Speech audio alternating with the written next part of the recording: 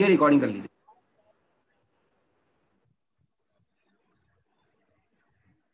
Sir आपने पूछा लगन जो है बेसिकली उसका नक्षत्र और चंद्र का नक्षत्र का क्या डिफरेंस है, राइट?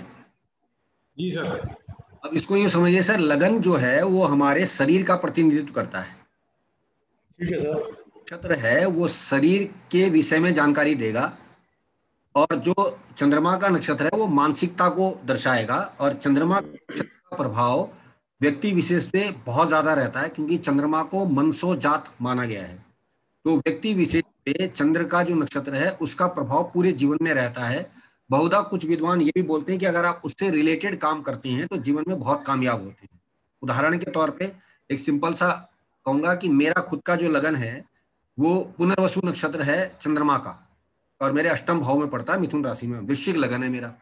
और लगन का जो मेरा बनता है वो ज्येष्ठा नक्षत्र बनता है। लगन का 8 नंबर में ज्येष्ठा नक्षत्र आता है मेरा। बॉडी जो है वो बुध से संबंधित होगी, लेकिन मन मेरा जो है वो गुरु से संबंधित होगा। समझ रहे? मन मतलब चंद्रमा वो गुरु से संबंधित है। अब गुरु पुनर्वसु नक्षत्र का है, तो पुनर्वसु नक्षत्र के कुछ सिम्टम्स तो अलग हैं, लेकिन साधारणतः ये माना गया कि भाई ये व्यक्ति गुरु प्रधान है, क्योंकि बृहस्पति प्रधान है, क्योंकि पुनर्वसु अब जानते हैं श्री रामचंद्र का भी रहा है। तो ऐसा व्यक्ति, अब मेरा जो शरीर है, जो मेरा जो इम्पैक्ट है वो बुध का है। जैसे मैं बोलता बहुत, मैं टॉकेटिव बहुत हूँ, ये बुध के लक्षण है। मिथुन राशि है मेरी, और फॉर्चुनेटली ज्येष्ठा नक्षत्र वो मेरे बुध का शरीर, शरीर से मैं इखरा शरीर वाला हूँ। बुध राजकुमार प्रवृत्ति देता है, इखरा शरीर देगा। डेलिकेसी है, मतलब छुई मुई प्रकृति का, ज्यादा हट्टा कट्टा नहीं हूं मैं। तो ये आप देख सकते हैं शरीर से। और मन जो है वो मेरा वो चंद्रमा पुनर्वसु में है, तो गुरु का है, यानी मैं शिक्षा संबंधित हूँ या शिक्षण देना पसंद करता हूँ। तो अब आप अपना अपना चेक कीजिए, अपना अपना चेक कीजिए। हेलो जी जी सर, इसका मतलब ये हुआ सर, जो पर्सनल ट्रेड्स हैं और हैबिट्स हैं वो तो लगन नक्षत्र से देखी जाएंगी 100%। और अगर हमें ऑक्यूपेशन वगैरह के बारे में देखना है तो हम जो है चंद्रमा नक्षत्र चंद्र राशि से बिल्कुल देखेंगे। बिल्कुल बिल्कुल बिल्कुल। यहाँ एक बात और समझने की है, थोड़ा सा और इसको विस्तार पे ले चलते हैं, क्योंकि आज हम नक्षत्र पे ही चर्चा कर रहे हैं, तो इसको और थोड़ा घुसते हैं। अब यहाँ से एक क्लू मिलता है कि दशा जो है वो चंद्रमा से ली गई, क्योंकि ऑब्वियस सी बात उठती है कि भाई दशा कर्म अब जो है वहां से मिल रहा है। तो उसका रीजन क्या है कि पॉजिटिव वे में जब मैं कहता हूं कि कोई जन्म लेता है तो चंद्रमा की वजह से जन्म लेता है, कि चंद्रमा उसका जहां है वो उससे संबंधित काम करने पॉजिटिवली धरती पे आया है, और राहु जहां है उसके लिए नेगेटिवली आया है। राहु ने उसको जबरदस्ती भेजा है उस काम के लिए, और जो चंद्रमा है उसने पॉजिटिवली भेजा है। तो अब जो ये जो चंद्रमा है वहां से आपकी जर्नी यात्रा होती है, क्योंकि आप पॉजिटिव थॉट लेके चले, इसलिए दशाओं को, विषुवंतरी दशा को, श्री कृष्ण ने ये कहा कि विषुवंतरी दशा जो है कलयुग में सबसे ज्यादा प्रभावी होगी, वहां से आप आगे चलेंगे। अब विषुवंतरी दशाएं जो थी पहले वो सूर्य से चलती थी, दैट इज कृतिका नक्षत्र से चलती थी। कालांतर में जब हम आगे बढ़े या जो उपयोग किया गया उसको अश्वनी से कर दिया गया। हालांकि इसको जो सॉफ्टवेयर वगैरह होते हैं वो कृतिका नक्षत्र से, सूर्य से चलते हैं, क्योंकि पृथ्वी से सूर्य की दूरी जो है उससे पैमाना लिया गया, और सूर्य एक जगह स्थिर है जबकि पृथ्वी घूम रही है, तो इसलिए उसको वहां से रखा गया था कृतिका से। और लास्ट नक्षत्र दिया गया भरणी, यानी आपकी आत्मा सूर्य से चल के शरीर का अंत जो होता है भरणी पे होता है, और भरणी जो है वो उसका जो अगर आप सूत्र देखें तो वो योनि के समान उसको चिन्ह दिया गया है। तो किसी भी व्यक्ति को जब जन्म लेता है तो कहा गया कि इस योनि में आया है। योनि mean genetical organ of ladies. बिना योनि के आप मानव जन्म या कोई भी जन्म नहीं ले सकते हैं। आप पेड़ पौधे हो सकते हैं, लेकिन अगर आप जीव की बात करेंगे वो बिना योनि के नहीं आ सकता। तो उसके लिए उसको भरणी नक्षत्र की इंपॉर्टेंस दी गई। क्लियर? डाउट और कुछ? बस ठीक है सर। बस एक चीज एक बात ये थी सर कि अगर मान लिया मेष लगन है तो इसका मतलब ये माना जा सकता है कि जो जातक है वो इस योनि में, मानव योनि में पहली बार आया, पहली बार उसका जी जन्म हुआ है। जी जी जी बिल्कुल। Thank you sir. और मेष लगन की विशेषता क्या है, मैंने उस दिन बताया कि मेष लगन जीवन की शुरुआत है, जेनरेटिव है, वहां से जनरेट हो रहा है आदमी, इसलिए उसको काल पुरुष में परफेक्ट माथे को दिया गया ना, सिर दिया गया। तो सबसे पहले जो आप सिर से ही तो आपकी पहचान है। तो मेष लगन इसलिए एक्सपर्ट्स का लगन माना गया, बहुत बढ़िया लगन माना गया। उसमें सारे फलित जो शास्त्रों में देंगे एक्यूरेट लगेंगे, क्योंकि वो परफेक्ट बॉडी है। और मैंने एग्जाम्पल दिया था कि वो है आपका सलमान खान इंडिया में। मेष लगन का व्यक्ति परफेक्ट बंदा है, उसका हर एक पुर्जा वैसा है जैसा होना चाहिए, वहां है जहां होना चाहिए। दिल की जगह दिल है, दिमाग की जगह दिमाग है, तो वो परफेक्शन है। अब आप कहेंगे ऐसा सबके साथ होता है, लेकिन यहाँ हम मेंटेलिटी की भी बात करेंगे, क्योंकि अगर आप वृश्चिक लगन के हैं मेरी तरह, तो मेरी सोच पहले ही डेप्थ रिसर्च से जाती है। मैं वो चीज नहीं सोचता जो मेष लगन वाला सोचता है, मैं कर्क वाला नहीं सोचता, मुझे रिसर्च दे दो बस, मैं उसमें खुश हूँ, मैं गुप्तता में खुश हूँ, ये मेरी सोच है। तुला लगन वाला व्यापार की सोचेगा पहले, वो चाहेगा कि मैं दुनिया देखूं। वृषभ लगन वाला खाने की पहले सोचेगा। तो इससे उन्होंने, जो हमारे ऋषि मुनि थे, उन्होंने आइडेंटिफाई किया कि वृषभ लगन का आदमी तसल्ली से थाली में लाएगा खाना, बैठ के खाएगा, दुनिया में आग लगे उसको कोई टेंशन नहीं, चुपचाप खाता रहेगा। शादी ब्याह में ऐसे लोग आपको दूर से दिखाई दे जाएंगे, भाई बड़े आराम से खा रहा है, इसको कोई टेंशन नहीं है, एक ही बार ले आया थाली खाया जा रहा है, जुगाली कर रहा है। तो ये क्लियर आपको पता चलता है कि भाई ये व्यक्ति तो वृषभ लगन का है। और वृषभ लगन को सिम्टम्स किससे दिए गए? वृषभ, दैट इज बैल। और बैल जब तक कुछ नहीं करता, जब तक आप उसको छेड़ो मत, शांत है, अपने जीवन में खुश है, मस्त मलंग घूम रहा है, छेड़ा तो बिगड़ गया भाई साहब। लेकिन बैल की खासियत एक और है, वो ये कि जब तक उसके ऊपर जुआ यानी कि भार ना रखो, वो काम नहीं करता, यानी प्रेशर में काम करेगा ऐसा व्यक्ति बहुत नहीं। दबाव रखो, वो काम करके देगा। किशोर जी, एक बात मुझे चाह रहा था कि ना, उस दिन जो आपने 12th का बता रहे थे कि 12th अगर कोई किसी अपने से 12th चला जाता है जी, तो उसमें 3 चीजें मेरे से मिस हो रही थी कि अगर थर्ड लॉर्ड अपने से सेकंड में चला जाता है, और फोर्थ लॉर्ड अपने से थर्ड चला जाता है, और फिफ्थ लॉर्ड अपने से मतलब फोर्थ में आ जाता है, तो उसमें क्या क्या प्रभाव पड़ेंगे उस चीज के? नहीं देखिए, थर्ड लॉर्ड का सेकंड हाउस में जाना भाई बहनों के सुख को खत्म कर देगा, और वो आपके कुटुंब परिवार में आ गए, यानी हिस्सेदारी में भाई बहन आ गए आपके, लेकिन आपको सुख वो नहीं देने वाले। ठीक है जी। ठीक। अब फोर्थ लॉर्ड का थर्ड में जाना जन्म स्थान में कामयाबी नहीं देगा, घर का सुख आपका व्यय हो गया, खर्च हो गया, यानी जहां आप पैदा हुए वहां आपको कामयाबी नहीं मिलेगी, मदर के लिए भी थोड़ा सा खराब ही हो गया। तो इसलिए जो केंद्र के जो परिवर्तन होते हैं वो अच्छे माने गए। अब फिफ्थ लॉर्ड फोर्थ में आना अच्छा है, क्यों? क्योंकि संतान इसके सुखों में आ गई है, इसको भले ही सुख कम देगी इस व्यक्ति को, क्योंकि वो उससे दूर चली गई, अपने से बाहर में गई है, तो वो लेकिन घर पे आ गई है उसके, यानी उसके परिवार में इम्पैक्ट संतान का ज्यादा रहने वाला है। और वो संतान इस व्यक्ति को भले ही कम मिले, इसके परिवार को अच्छा मिलेगा, यानी इसकी फैमिली को अच्छा मिलेगा, ये कहने का। इसलिए जो जितने भी ग्रह जो केंद्र से रिलेटेड माने गए, जैसे फिफ्थ लॉर्ड है, और आपका 9th लॉर्ड 10th में जाना है, ये 8th लॉर्ड का 7th में आना, ये पॉजिटिवली माने गए हैं कि ये व्यक्ति को केंद्र में लाके बेनिफिट दे रहे हैं, भले ही अपने से व्यय कर रहे हैं। ठीक है। और इसीलिए ये थोड़ा सा सिद्धांत देखना पड़ता है कि 6, 8, 12 को इसीलिए खराब बोल रहा कि भाई 6ठे में गया तो इम्पैक्ट खराब, 8वें में गया, 8वें में जाने का मतलब खराब नहीं है, 8वें में जाने का मतलब है कि आपको उसका सुख मिलना थोड़ा मुश्किल होगा, 12वें में जाना बहुत खराब है, वो व्यय हो गया, एक्सपेंस हो गया, वो चीज ये है। ठीक सर, और किसी का कोई डाउट? चलिए, तो आज हमने सोचा है कि हम थोड़ी बहुत नक्षत्र की जानकारी लेंगे, और अगर आगे बात बनी तो फिर नक्षत्र सीरीज हम लोग जारी कर देंगे कि आगे की पढ़ाई नक्षत्र की करने वाली है। तो नक्षत्र में कुछ मुख्य बातें हैं वो आपको बता दूं। शुरुआत बेसिकली जो होती है नक्षत्र की, वो अश्वनी से कर दी गई है कलयुग में।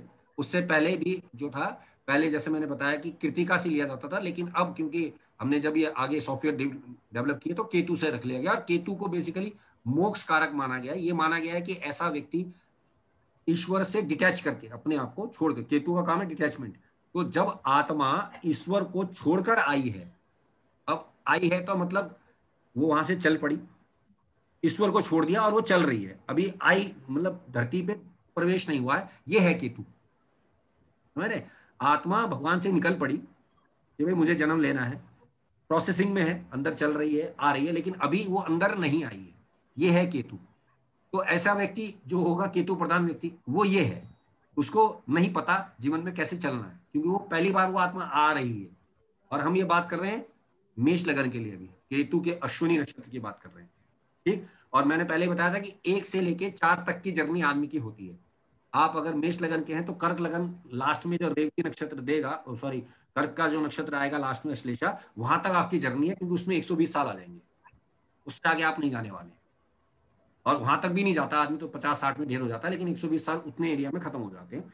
फिर 4 से 8 का क्रम है, फिर 9 से 12 का क्रम है। आप लोग जानते हैं 1, 5, 9 में रिपीटेड ऑर्डर में वही ग्रह क्रम लौट जाता है। ऑफकोर्स नाम बदल जाएंगे, लेकिन वो चीज हो जाती है। तो अब हम बात करें अश्विनी की, तो आत्मा चली लेकिन कहीं आई नहीं है, धरती पे आ रही है, अभी एंटर नहीं हुई है। एंटर होने के लिए भरणी नक्षत्र है, भरणी नक्षत्र स्त्री योनि, तो जब तक वो गर्भ में प्रवेश नहीं करेगी, भरणी की इंपॉर्टेंस यहाँ है कि वो अब स्त्री योनि में प्रवेश कर गई कोई भी आत्मा, ऑफ कोर्स वो आत्मा किसी पुरुष के जरिए प्रवेश करेगी वो एक अलग बात है, उस पर हम अलग सिद्धांत पे बात करेंगे। लेकिन हम आप सिर्फ नक्षत्र को हम समझने का प्रयास कर रहे हैं कि वहां से आत्मा चली, और वो आत्मा बेसिकली शास्त्र ये बताते हैं कि मनुष्य की जब विवाह होता है उसके अंदर विद इन 3 मंथ्स, शादी से 3 महीने पहले वो आत्मा प्रवेश कर लेती है, जो उसके भावी संतान के रूप में आनी है। अब ऐसा माइथोलॉजी बोलती है, अब ये कितना सही है इस पर मैं नहीं जाऊंगा, और इतना ये मेरा विषय भी नहीं।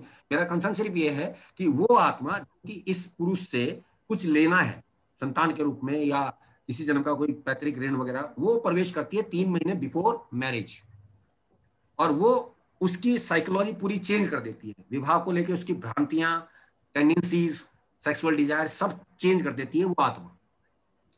That is why they are saying कि जब आप विवाह करें तो आप अच्छा शास्त्र पढ़ें, आपकी आप भावी संतान आप अच्छी जन्म दें। और इसका बेस्ट एग्जाम्पल विवेकानंद जी के पेरेंट्स के लिए कहा गया है, खैर उस पर कभी बात चर्चा करेंगे। तो वो आत्मा पुरुष में घुसी, पुरुष के अंदर, और मैंने कहा ये जो आत्मा घुस रही है ये है केतु, घुसी तक केतु है, जब तक वो अंदर एंटर नहीं हुई है स्त्री के, क्योंकि योनि भरणी है, वहां जब वो एंट्री होगी तो अब डिपेंडेंसी, यानी शुक्र के जितने भी नक्षत्र हैं वो डिपेंडेबल हैं किसी पे। हमारे यहाँ शुक्र के जितने भी नक्षत्र हैं वो डिपेंडेबल हैं किसी ना किसी पे, क्योंकि अब पहले केस में आपकी आत्मा को योनि चाहिए प्रवेश करने के लिए, ताकि आप डिपेंड ऑन मदर वॉर्म्स, माँ के गर्भ में आपको माँ की जरूरत है, माँ के बिना सपोर्ट के आप पैदा नहीं हो सकते। कोई भी जीव जंतु ले लीजिए, हम जीव की बात कर रहे हैं यहाँ पे बेसिकली, और कोई भी लिविंग क्रिएचर की बात हो रही है, तो वो प्रवेश हुआ। अब ये आत्मा जब पुरुष में प्रवेश करेगी, पुरुष की धारणाएं को चेंज करा, उसकी अपनी डिजायर्स को खत्म करा, चेंज करा, जिससे उस पुरुष का लगन होना है, वो जो लेडी है उसका भी किसी आत्मा का उससे कोई रिलेशन है, तभी तो उसकी पत्नी बन रही है वो, या वो व्यक्ति उससे संबंध बना रहा है, या वो स्त्री उससे संबंध बना रहा है, उसके प्रवेश में वो आत्मा प्रवेश कर गई, भरणी नक्षत्र आ गया। अब आप डिपेंडेबल हैं 9 महीने तक उस औरत के गर्भ में, वो जो खाएगी, वो जो करेगी, वो जो कुछ करेगी, जो बिहेवियर पैटर्न है, ऑफ कोर्स व्यक्ति ने शादी की, वो उसको जो करेगा, ये सारी चीजें उस आत्मा को डेवलप कराएंगी। और वो आत्मा आप थ्रू उसके अंदर गई है, क्योंकि उससे भी उसका लिंक है, अब वो आ गई। अब नेक्स्ट पे हम आते हैं तो कृतिका नक्षत्र बनता है। कृतिका जो है वो सूर्य का नक्षत्र है, सूर्य इज अ कारक ऑफ आत्मा। अब आत्मा को शरीर लेना है, आत्मा चली थी पुरुष में आई, और ये सारा प्रोसेस स्त्री पुरुष का बना, तो ये प्रकृति पुरुष का लिंक आया, ये मेष राशि निर्धारित हुई, ठीक। और इसको इंटरेस्टिंगली अगर आप समझेंगे तो जब हम एक एक राशि को पकड़ेंगे आपको वो गैप समझ में आएगा। अब वो जब आत्मा आई, उसने बड़ा कर लिया अपने आप, क्रिएट शरीर ले लिया है, 9 महीने 9 दिन का समय जो रखा गया है, क्योंकि उसके हिसाब से 9 ग्रहों की स्थिति को देखा गया है। अब कुछ लोग ये भी बोलते हैं कि स्त्री का जो चंद्रमा कंसीवमेंट के समय होता है, द्वादशांश कुंडली में वो जहां आता है उसी समय बच्चा पैदा होता है, और इस पर मैंने काम किया, काफी हद तक ठीक है सूत्र लगभग। और राव साहब कहते हैं कि 24 घंटे आसपास चंद्रमा उसके आसपास आ जाता है, और 50 दिन के आसपास मंगल आ जाता है, और गुरु और शनि पूरे साल भर पंचम या नवम उसको देख रहे होते हैं, वो भी क्लियर सूत्र है, खैर वो गर्भ विज्ञान की बातें अलग की। तो अब वो आ गया, अब उसने जब बाहर आना है, यानी शरीर लेना है, मेष लगन का निर्माण करना है, यानी शरीर लेना है। अब क्योंकि वो आत्मा क्या डिजायर लेकर आई, तो उसके हिसाब से उसको लगन निर्धारित होगा, क्योंकि उन 2 घंटे में वो जन्म लेगी। जैसा मैंने पिछली पोस्ट में बताया था कि आप क्यों, आपकी जर्नी उस लगन से स्टार्ट हो रही है, क्यों आपने इतने कर्म आगे निकाल लिए हैं। और शास्त्र ये भी बोलता है कि हम कोई भी कुंडली देखें तो हम 9 जन्म से पूर्व नहीं जा सकते। क्यों? क्योंकि नवमांश जब बनेगा वो 9 के अंश से ज्यादा जाएगा, तो वो पूरा पैरामीटर जाएगा। इसलिए कोई भी जातक जब कुंडली देखता है तो वो 9 जन्म से आगे की कुंडली नहीं बता सकता, कितना भी बड़ा विद्वान, कोई भी विद्वान हो, वो 9 जन्म पूर्व की कहानी बता देगा कि भाई इन 9 जन्मों में इसने ये किया होगा, उससे पहले का नहीं बता सकता, क्योंकि नवांश बदल जाएगा, 1 से लेकर 9 तक का कॉम्बिनेशन है। और 9 में आप देखिए पूरे के पूरे चक्र जो हमारे नक्षत्र के चरण हैं खत्म हो जाएंगे। तो इसलिए 9 जन्म तक एक कुंडली से दिखता है लगन से। तो सवाल था कि अब वो जब वो गर्भ से बाहर आएगा उसको काटा जाएगा, काटा जाना इसे कृतिका, कट लगता है। इसका अगर आप चिन्ह देखेंगे तो घास का एक पत्ता बनाया गया है, जिसको वो सीता जी सामने रख लेती रावण के कि तू अगर आया तो मैं भस्म कर लूंगी। तो ये कॉन्सेप्ट कृतिका वहां से रखा गया है, ठीक है। तो अब कृतिका घास का ब्लेड, एक्चुअली ब्लेड को कहा गया, घास के ब्लेड को कहा गया। तो वहां से नाभ काटी जाती है, जब नाभि कटती है तो बच्चा रोता है, वहां से उसकी इंडिपेंडेंसी बढ़ जाती है। अब वो इंडिपेंडेंट हो गया भाई, ठीक। अब इंडिपेंडेंट कहाँ आया है? सूर्य की वजह से, क्योंकि आत्मा अब आजाद हो गई, एक शरीर मिल गया आत्मा को, लगन में आ गई। अब क्योंकि उसके बाद सूर्य के बाद चंद्रमा का नक्षत्र आना है, चंद्रमा इज अ मदर, तो सबसे पहली डिपेंडेंसी मदर पे आएगी, वो दूध पिलाएगी, उसको बड़ा करेगी, वटेवर संस्कार देगी, सेकंड हाउस एक्टिवेट हो गया वगैरह वगैरह। तो इस तरह से हमें ये समझना है नक्षत्रों का एक पैरामीटर है। अब आया आपका रोहिणी नक्षत्र। रोहिणी नक्षत्र पोषण का नक्षत्र है। रोहिणी नक्षत्र वाला जो होता है, रोहिणी नक्षत्र वाले को कभी कुछ बोलना नहीं पड़ता, वो खुद ब खुद समझ जाता है चीजों को। तो माँ को ये बताना नहीं पड़ता कि तेरा बच्चा भूखा है, माँ उसका चेहरा देख के समझ जाती है कि ये भूखा है, इसको खाना दो भाई, समझ रहे? तो ये एक प्रैक्टिकल आप आजमा के देखिए, रोहिणी नक्षत्र वालों को आपको बताने नहीं पड़ेगा। अगर आपका कोई फ्रेंड रोहिणी नक्षत्र वाला है, वो अपने आप समझ जाएगा कि आपके दिमाग में क्या चल रहा है। अब रोहिणी नक्षत्र चंद्रमा का है, और चंद्रमा माँ का कारक है। तो एक तो पहली बात, ये बहुत अच्छा काम करते हैं, परफेक्शन काम करते हैं, बिकॉज रोहिणी वाले बहुत अच्छे शेफ होते हैं, खाना बहुत अच्छा बनाते हैं रोहिणी नक्षत्र वाले। ठीक, इसका इतिहास में एग्जाम्पल अगर देखते हैं तो हम श्री कृष्ण भगवान थे, उनको एज ए भगवान ये कहा जाता था कि इनको कुछ बताने की जरूरत नहीं, उनको सब पता है, सर्व ज्ञाता है। ठीक, तो वो एक रीजन माँ के लिए मिलता है कि माँ को बताना नहीं पड़ता, बच्चे को देख के समझ जाती है कि इसको भूख लगी है या इसको किस चीज की जरूरत है। तो ये रोहिणी का एक विशेष क्वालिटी है जो आप समझ सकते हैं कि रोहिणी नक्षत्र वाले के साथ ये बातें देखने में आएंगी। अब आगे चलते हैं, इसके बाद आता है रोहिणी के बाद मृगशिरा, दैट इज मंगल। और मृगशिरा क्वेंच, भूख प्यास दर्शाता है। और मृगशिरा का जो चिन्ह है वो हिरण का मुंह है। तो हिरण कभी भी अकेले नहीं चलता, पहली बात। और दूसरी बात, कुछ ढूंढ रहा है, और क्योंकि खाने के बाद की बात है तो उसको प्यास लगी, तो प्यास, कुछ पीने की वस्तु ढूंढ रहा है।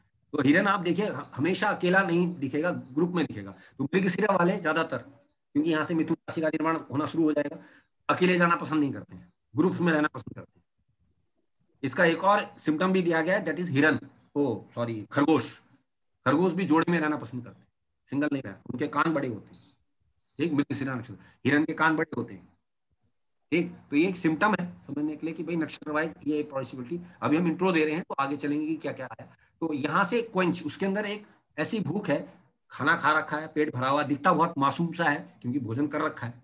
तो अब वो हिरन को देखिए, बकरी को देखिए, एक ही उससे रिलेटेड है इस वैल्यू से, और उनका एक ही नक्षत्र दिया गया मृगशिरा। मृगशिरा मतलब मृग का सिर, हिरन का सिर। और वो प्यास, पानी ढूंढ रहे हैं। तो ऐसे लोगों की एक खास बात होती है, लोग रात के समय घर में कुछ खाना पीना ढूंढते रहते हैं। इनके अंदर चूहे का गुण भी पाया गया है, चूहे का मुंह भी आगे को उठा हुआ था, चूहा, बकरी एंड वो, ये देखो कुछ ना कुछ ढूंढते रहते हैं। कुछ घर में कोई बच्चा ऐसा जरूर होगा जो घर फ्रिज खोल के देखेगा, ये खा लूं वो खा लूं, बार बार खाएगा, कुतर कुतर के खाएगा, दैट इज मृगशिरा। एक वो बकरी है, हिरन है। बकरी को देखो आप, हमेशा चरचर करती रहेगी, हिरन कुछ ना कुछ करता रहेगा, चूहा कुछ ना कुछ करता रहेगा। तो ये टेंडेंसीज है, आप आइडेंटिफाई कर सकते हैं थोड़ा इंटीरियर जाके। अब इसके बाद मृगशिरा के बाद जो आया आपका आद्रा नक्षत्र। अब मृगशिरा के बाद आद्रा, आद्रा ट्रांसफॉर्मेशन, चेंज करवाएगा, क्योंकि मंगल है, मंगल ने लड़ाई मार काट मचा दी। अब राहु ने अपना प्रकोप दिखाना। राहु आद्रा नक्षत्र, दैट इज आंखों के उससे बना है, आंसुओं से। आद्रा मतलब नमी। एक, तो अब नमी से है, तो अब ये पूरा एक डाइवर्स कर देगा, चेंज कर देगा। और ये मिथुन राशि का पैमाना शुरू हो गया। मिथुन राशि डुएट राशि, डुई स्वभाव। अब आप साथ चाह रहे हैं, काम भाव एक्टिवेट हो गया, राहु आ गया है। वो कहता है यार कोई कंपनी होनी चाहिए, चाहे भाई हो चाहे बहन हो, पड़ोसी हो, कुछ होना चाहिए साथ। और ऐसा कब होगा? अगर क्रम से देखेंगे तो ये तीसरा वर्ष होगा बच्चे को। भाई 1 2 3 तीसरा घर एक्टिवेट हुआ ना, अगर 12 के साथ, तो तीसरे साल में। अब आप देखिए बृहस्पति लगन में अगर हो तो संतान का सुख दे सकता है, तीसरे में हो तो संतान का सुख दे सकता है, ये माना गया ना। तो दूसरे में नहीं देगा। 1 3 5 7 9 11 इस तरह में। तो अब तीसरे घर में एक्टिवेट हो तो भाई बहनों का घर एक्टिवेट हुआ, भाई बहन हो सकते हैं। तो नॉर्मली 3 साल में या तीसरे साल में भाई बहन जातक के हो जाते हैं। कंपनी चाहिए उसको, सीधी सी बात है। ये आद्रा नक्षत्र है, और अब आद्रा नक्षत्र थोड़ा नेगेटिव है, तो दंगे करने हैं, काम भाव एक्टिवेट करना है, दोस्ती यारी करनी है, तो वो एक्टिवेट हो गया। तो अब आपको कंपनी चाहिए होती है और काम भाव एक्टिवेट हो है। और क्योंकि छोटा ग्रह है बेसिकली, छोटा ग्रह कह रहा हूँ, सॉरी, छोटा भाव है मिथुन राशि का और काम त्रिकोण है, तो इस बच्चे को डिजायर है बच्चे की, खिलौना चाहिए, गाड़ी चाहिए, साइकिल चाहिए, बड़ी कोई चीज नहीं चाहिए। ठीक, छोटी चीज उसको चाहिए, क्योंकि उसको ये लग रहा है कि मेरे को अब साथ मिले, बेसिकली मेरे काम भाव एक्टिवेट हुआ है। अब आते हैं जी, राहु ने अपना काम कर लिया, अब आप मर्यादा में आते हैं, क्योंकि आपने मौज मस्ती कर ली, मर्यादा के लिए आ गए बृहस्पति देव, दैट इज पुनर्वसु। अब पुनर्वसु का सिद्धांत है, पुनर्वसु दोबारा से बनेगा, बसेगा। तो पुनर्वसु वालों का कोई काम एक बार में नहीं होता, वो 2 बार में होता है, वो हर काम को 2 बार करेंगे। ठीक, तो अब गुरु आ गया। गुरु इज ए नॉलेज, विजडम। 4 साल हो गए आपको, अब पढ़ाई के लिए बन रहा है आपको। और चौथा घर क्योंकि पुनर्वसु कर्क राशि में जाता है, अगेन चंद्रमा का नक्षत्र है, चंद्रमा प्राइमरी एजुकेशन का कारक है। ठीक, माँ ने संस्कार आपको सेकंड हाउस में ही दे दिए थे, लेकिन अब आपको माँ की वजह से कक्षा में बैठाया जाएगा, 4 साल की उम्र आपकी हो गई है, तो ये एक पैटर्न बनता है। और यहां से अगर आगे चलते हैं पुनर्वसु के बाद पुष्य आता है, और पुष्य शनि कर्म, एजुकेशन ली, अब आप कर्म करेंगे। अश्लेषा जो कि बुध का नक्षत्र है, और बुध अंतिम नक्षत्र पड़ता है, जैसे क्या बोलते हैं रेती नक्षत्र है, तो ये बुध यानी कर्क राशि का अंतिम नक्षत्र है बुध का। अब यहाँ से बुध क्या है, बेसिकली कहने को तो हम कह रहे हैं बुध का नक्षत्र, लेकिन बुध का नक्षत्र छोड़ने की भावना देता है, क्योंकि अब आप जाने की तैयारी में है, लास्ट नक्षत्र है आपका, ये आपका एक क्रम है 1 से लेकर 9 तक का। और बुध जब आया चौथे घर में, तो चौथा घर कर्क राशि का है, और कर्क राशि में बुध खराब माना गया, तो अपने सुखों को त्यागना कोई नहीं चाहता वैसे।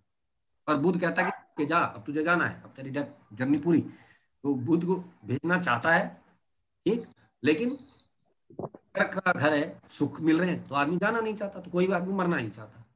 ये है पैटर्न नक्षत्रों का। और इसी पैटर्न को आगे ले जाइए, 4 से 8 के बीच ले जाइए, तो वो थोड़ा मैच्योर लेवल पे है, क्योंकि वो जवानी अवस्था का है। और इसीलिए जितने इतिहास में जो बहुत टॉप ग्रेडेड लोग मिलेंगे ना आपको भाई साहब, वो कर्क से वृश्चिक लगन के लोग मिलेंगे, क्योंकि वो राइट प्रपोजन पे पैदा हुए हैं, क्योंकि नक्षत्र जवान अवस्था के थे, उनको मिले, क्योंकि पैटर्न तो वही चलने वाला केतु से लेके आगे तक का, ठीक है, लेकिन उनको परफेक्शन मिला है, क्योंकि 5 से लेके 8 तक की जो जर्नी है वो जवान अवस्था के नक्षत्रों की है, डिजायर्स की है। और स्वाति नक्षत्र जब आता है 7वें घर में, तुला राशि में, जबरदस्त डिजायर है आपके अंदर, जवानी की डिजायर है, ठीक। दैट इज वाई कर्क से लेके वृश्चिक वाले अधिकतर सक्सेसफुल फील्ड में अच्छे दिखाई देंगे आपको। अब आप कहोगे जी कुछ लोग तो संत महात्मा बने वगैरह, मैं उनकी बात नहीं कर रहा हूँ, मैं successful field in eternal world की बात करूंगा। धरती पे लोग ज्यादा जो कामयाब है वो इस लगन के लोग ज्यादा है, इनसे इतने तक के लोग, क्योंकि वो मैच्योरिटी लेवल उतनी लेकर आए जितनी उनको जवानी में चाहिए, ना वो बूढ़े हैं ना वो बच्चे हैं, वो परफेक्ट है, समझ रहे, 4 से 8 के बीच का मगा से जो जंगी आ रही है वो आपको दिखा रही है, तो ये थोड़ा सा आपको ध्यान रखना होता है।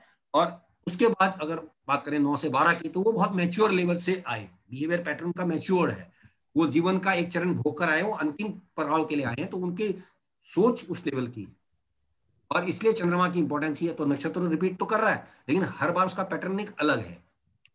देखिए अश्वनी का चंद्रमा अगर होगा, उसकी बच्चे जैसी सोच है, वो किडिश है, हर काम में उसको जल्दबाजी है, टक्कर मारना है, घूमना फिरना है, इंजॉयमेंट लेना। लेकिन मघा का वो थोड़ा अलग है, वो जवान है, सदा हुआ है, हालांकि कंपेटिवली कम सदा हुआ, लेकिन इससे तो ज्यादा सदा हुआ।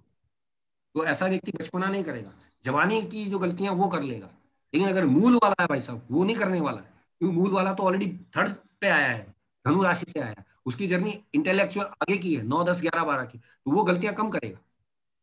अब क्योंकि मूल बेसिकली ये माना गया है कि जड़ तत्व है, इसलिए शास्त्र में इसको बहुत बुरा माना गया कि मूल नक्षत्र में पैदा है, क्योंकि उसकी जड़त्व बुद्धि में जो आ चुका है वो उसके लिए आया है, वो किसी और को नहीं सुनने वाला है।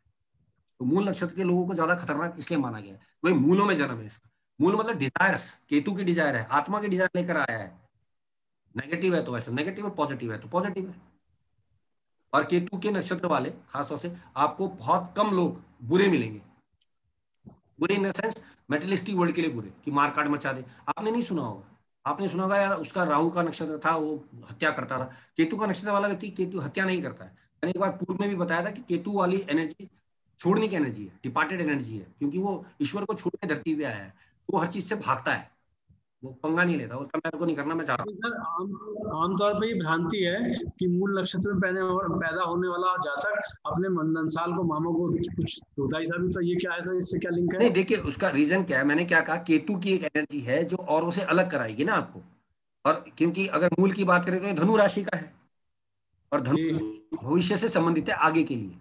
तो हम बोलते हैं जब ये पैदा हुआ, यानी ये आत्मा जब पैदा हुई है, उसके बाद से ये हर चीजों को छुड़वाएगा, जिस चीज से लगाव है उसको छुड़वाएगा। जैसे उसकी माँ का लगाव अपने मामा भाइयों के प्रति ज्यादा है, तो मामा को अलग कर देगा, शादी मतलब बच्चा, ये बच्चा अलग करवा देगा फैमिली को।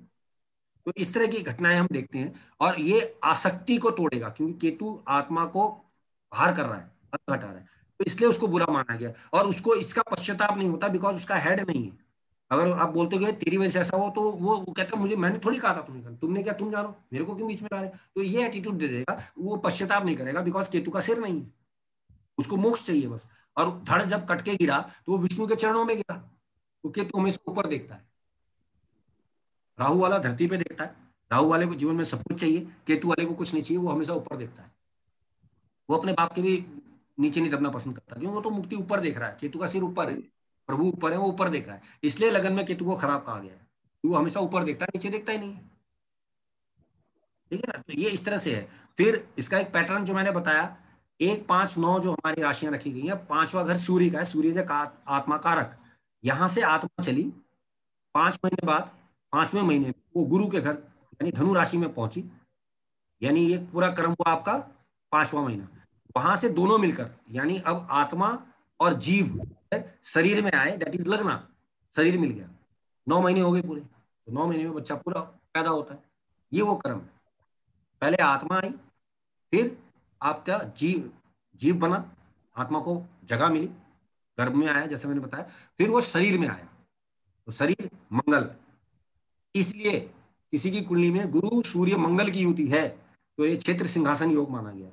या इसको और फर्दर आगे जाए तो ये भी कहा गया है कि 1 5 9 का संबंध अगर हो तो ये राजयोग है जबरदस्त, इसलिए हम मानते हैं। जैसे सर आपके अमित गुप्ता जी हैं, एग्जैक्टली, बिल्कुल, आप देख लो उसकी स्थिति देख लो, दूसरे भाव में उनके है 1 5 9 का। तो ये रेरेस्ट योग है ना भाई साहब। देखो आत्मा का, आपकी आत्मा का जीव से और शरीर से मिलन है, तो आप सोचो कि आप कितने परफेक्ट लेवल पे काम करके आ रहे हैं। ठीक, वही विरोध है। सपोज अब इसको और पकड़ते हैं। सूर्य चंद्र की स्थिति कुंडली में ये बता देगी कि माँ बाप के संबंध कैसे रहे। अगर मान लीजिए सूर्य से छठे चंद्रमा है तो पिता से माँ हमेशा लड़ाई करती रहती थी। ठीक, छठा घर लड़ाई का है, सूर्य पिता से माँ छठे घर में पड़ी है, तो माँ बाप में लड़ाई रहती थी इनकी। तो ये जन्म होगा त्रयोदशी के आसपास का। और सर इसके उल्टा कि चंद्रमा से सूर्य छठे है। एग्जैक्टली, अगर चंद्रमा से सूर्य है तो पिता माँ से लड़ाई करता था।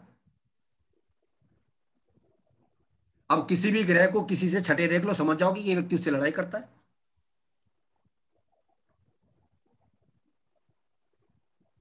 ठीक, तो ऐसे आप पकड़ सकते हैं। इसलिए वो कह रहा है, इसलिए वो कह रहा है कि अमावस्या का जन्म खराब है, क्योंकि अमावस्या के दिन सूर्य चंद्रमा इकट्ठे हैं, और सूर्य यानी पावरफुल है, माँ की चलती थी, घर में चलती नहीं थी। That is why they are saying कि अमावस्या दोष है भाई, इसको तो इसकी माँ बीमार रहेगी, पैसा नहीं टिकेगा, सुंदरता नहीं होगी, अमावस्या दोष। जबकि वैसे देखा जाए तो ये राजा रानी का मिलन है, माँ पिता का मिलन है, ये जो आदर्श स्थिति ये है। जो अमावस का जो जन्म होता है जिसमें चंद्रमा सूर्य एक साथ होते हैं, तो क्या ऐसे बच्चे का मानसिक स्तर डिसीजन लेने में वीक होता है? कम होगा, कम होगा। लेकिन अमावस्या को यहाँ ये भी देख लीजिएगा कि 12 डिग्री का अंश है, अगर 12 डिग्री के अंदर है तो माँ की तो चलती नहीं थी, तो ये तो तय है कि आत्मा जो मन पे हावी है, यानी पिता ज्यादा मजबूत। मतलब किस तरह से 12 डिग्री, किस तरह से, कैसे? भाई सूर्य से चंद्रमा की डिग्री 12 डिग्री होगी तो एक तिथि होगी ना, तो 12 डिग्री के अंदर है। अच्छा, तो अमावस्या पूर्ण रूप से है, 12 डिग्री के बाहर तो प्रतिपदा लग गई है, तो तब थोड़ा इफेक्ट थोड़ा कम हो जाएगा। इसीलिए सूर्य से चंद्रमा जितनी दूर जाएगा, सूर्य से चंद्रमा जितनी दूर जाएगा उतना पिता से माँ की रिलेशन अच्छे हो जाएंगे। अब अगर 7वें घर में है, दैट इज पूर्णमासी, तो माँ बाप दोनों टक्कर हैं भाई, बच्चे सामने सामने है दोनों। तो पूर्णमासी का जन्म इसलिए ज्यादा अच्छा है क्योंकि दोनों ग्रह प्रफुल्लित थे, सूर्य भी अपनी पूरी रोशनी देता है, चंद्रमा भी दे रहा, तो ये बच्चा अलग दिखेगा। ठीक है ना, ये तो सर जिसका अमावस को जन्म है, तो क्या उसे अगर उपाय के नाम पे उसे चंद्र का दान करना चाहिए या धारण करना चाहिए? मतलब अब नहीं, अब डिपेंड ये भी करेगा कि उसके लिए कौन सा ग्रह ज्यादा जरूरी है। अगर चंद्रमा अच्छा है तो चंद्रमा को बल देना पड़ेगा, बुरा है तो दान करवा दो। अच्छा अच्छा, धनु में जैसे दान करा दो। भाई अब पिता और माँ दोनों का सुख मिल रहा है, किसका ज्यादा मिल रहा है, किससे ज्यादा मिल रहा है, ये सब चीजें भी देखनी पड़ेंगी ना। ये मैंने एक सिंपल ट्रिक बताई आपको कि आप ये समझ जाइए कि भाई इनकी पारिवारिक की स्थिति क्या थी, मानसिक स्थिति माँ बाप की क्या थी जब ये हुआ। और इसके अतिरिक्त मैंने एक बात और बताई थी कि गुरु साल बताता है, आपका होने का साल बताता है, वो किस राशि में है, वो कंसीवमेंट माँ की अवस्था बता देगा कि इस समय कंसीवमेंट हुआ था इसकी माँ का। ठीक है, उससे साल, राहु केतु साल बता देंगे। तो आत्मा आई कैसे है घर में, यानी संतान जो आई है वो किस रूप में आई है, वो बताइए अगर है। जैसे कोई एग्जांपल देख के बताना किशोर जी को। अब सर देखिए, यहाँ पर श्री रामचंद्र की पत्रिका ले लो, गुरु उच्च का है, कर्क राशि का।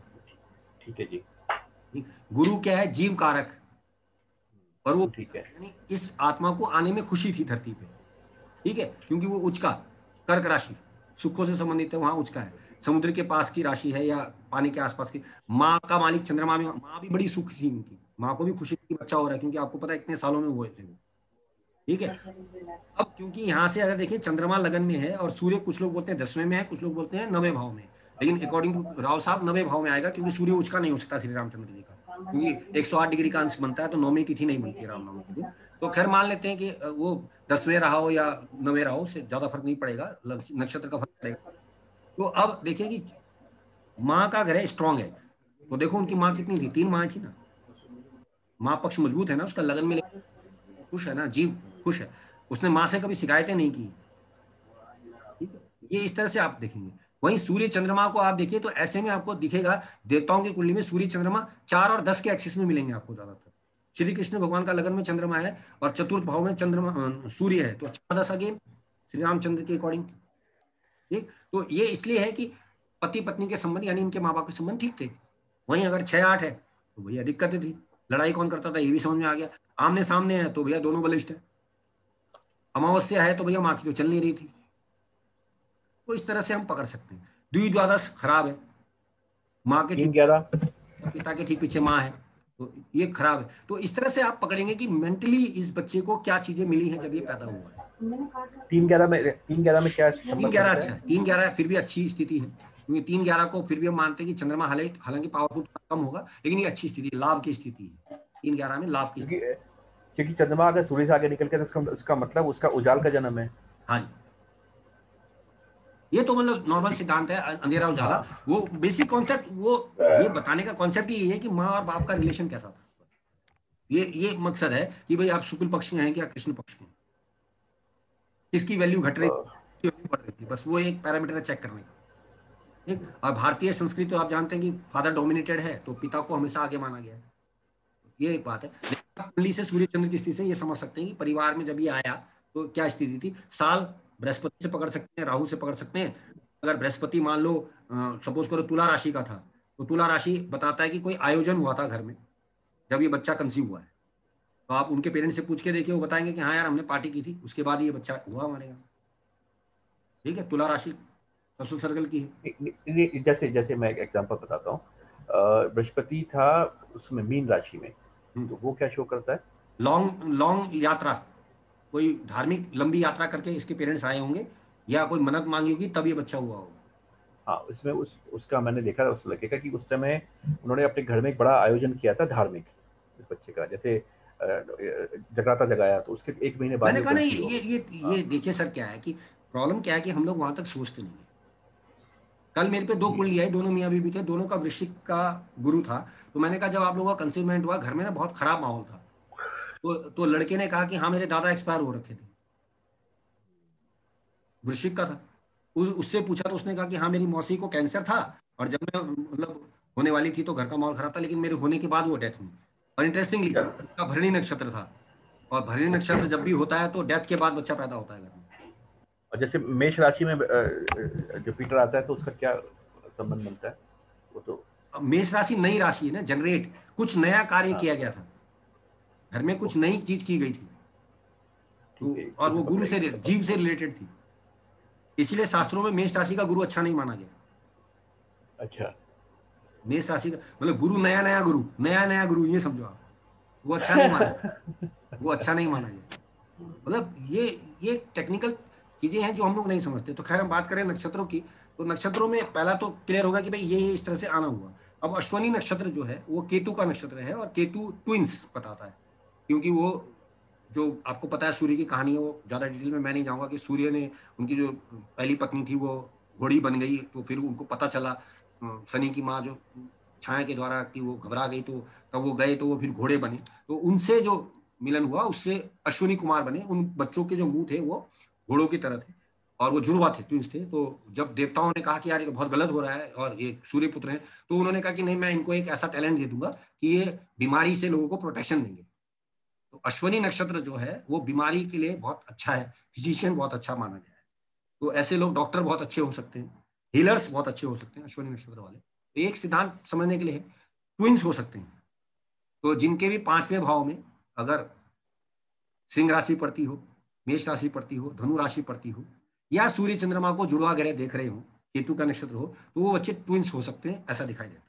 ठीक है, तो ये एक सिद्धांत है, और भी होंगे लेकिन एक सिंपल सा सिद्धांत है, इससे हम पकड़ते हैं। तो अश्विनी कुल मिला के ट्विंस दे सकता है और न्यूट्रिशन वैल्यू दे सकता है, यानी कि आपको कोई ना कोई ऐसा कार्य जिसमें आप लोगों का भला करेंगे मेडिकल के रूप से। अश्विनी कुमार चिर युवा रहते हैं, अश्विनी कुमार बूढ़े नहीं हुए थे। तो अश्विनी नक्षत्र के लोग जल्दी से बूढ़े नजर नहीं आते, वो बहुत इमेच्योर से किडिस नजर आते हैं। चाइनीज लोग जैसे आप समझ सकते हैं वो अश्विनी से रिलेटेड है, आंखें मीची हुई हैं, आप देख सकते हैं। तो वो लोग छोटे हैं हाइट में, बड़े क्यूट से नजर आते हैं, उम्र पता नहीं चलती उन लोगों को। ऐसे बहुत सारे लोग आपको अश्विनी वाले मिल जाएंगे। भरणी बड़े हैं, हाथी के समान है, क्योंकि उनको जो है भरणी का जो चिन्ह माना गया हाथी से रखा गज। और ट्रैफिक जाम होना भरणी का नक्षत्र माना जाता है। ट्रैफिक जाम में बड़ा ट्रक खड़ा हो गया सड़क पर, ट्रैफिक जाम हो गया, भरणी है ये। और भरणी स्त्री योनि से संबंधित है। तो ऐसा व्यक्ति सेक्सुअल टेंडेंसीज माइंड में लेके आया हुआ है, उसके दिमाग में हमेशा योनि चल रही है। इसलिए मंगल में यानी मेष राशि में भरणी नक्षत्र का होना बहुत खराब माना गया।